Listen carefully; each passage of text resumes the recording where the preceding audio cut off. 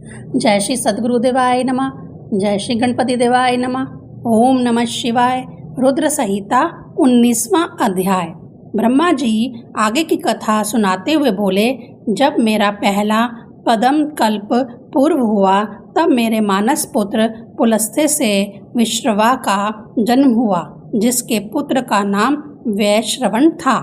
उसने अलकापुरी का भोग किया तथा बाद में शिव के लिए भयंकर तप किया। मेघवाहन कल्प के आरंभ के समय उस अलकापुरी के राजा वैश्रवण के तप को देखकर शिवजी ने उसे साक्षात दर्शन दिया तो उसके नेत्र बंद हो गए। उसने कहा, हे महेश्वर, आपके अपरिमित तेज के आगे मेरे नेत्र निमीलित हो गए हैं। कृपा अपने चरण कमलों के दर्शन के लिए मेरे नेत्रों को बल दें। अब हे नारद, वैश्रवण वही गुण निधि था जो शिवजी की आराधना से अलकापुरी का राजा बना, किंतु जब उसने शिवजी की पार्वती जी को देखा तो उनके प्रति उसने क्रूर दृष्टि से देखा, जिसके फलस्वरूप उसका बायां नेत्र नष्ट हो गया। यह देखकर शिवजी ने पार्वती जी से कहा, यह तुम्हारा पुत्र है, यह तुम्हारे की ओर क्रूर दृष्टि से नहीं देखता, अपितु तुम्हारे तप की प्रशंसा करता है। अतः मैं इसे धन का स्वामी बनाता हूँ, यह गुरु का स्वामी होगा। ऐसा कहते हुए भगवान शंकर ने उसे धनपति बना दिया तथा शिवा से मिलकर कहा कि यह तुम्हारी माता है, इन्हें प्रणाम करो।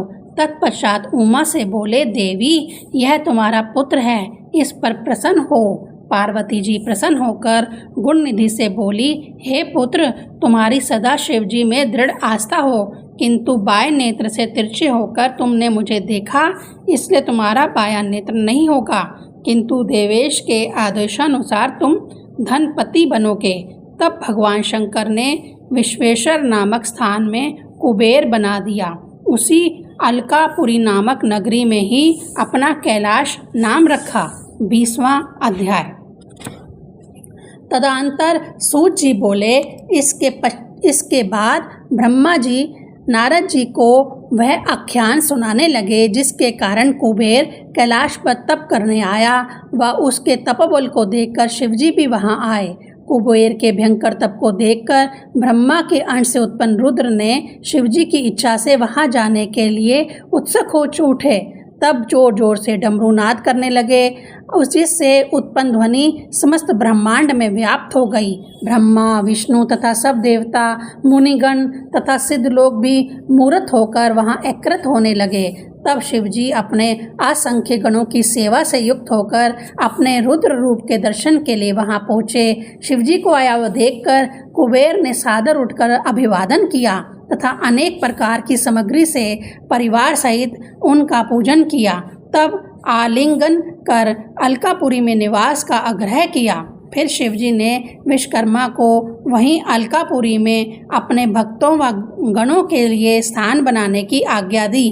विश्वकर्मा ने भगवान के आदेशानुसार अनेक प्रकार के उपयुक्त स्थान बना दिए। इस समय हरि की आराधना से शंकर जी बहुत प्रसन्न हुए। फिर कुबेर की प्रार्थना से शिवजी कैलाश पर्वत पर गए तथा शुभ घड़ी में उसमें प्रवेश किया। यह देखकर विष्णु आदि देवता बहुत प्रसन्न हुए। मुनिगण तथा सिद्धों ने आदर से शिवजी का अभिषेक किया। शिवजी के आसन ग्रहण करने पर सभी देवताओं ने उनकी स्तुतियां की तथा शिवजी ने सबकी कामनाएं पूरी की। इसके बाद सभी देवगण अपने अपने स्थानों को लौट गए। ओम नमः शिवाय।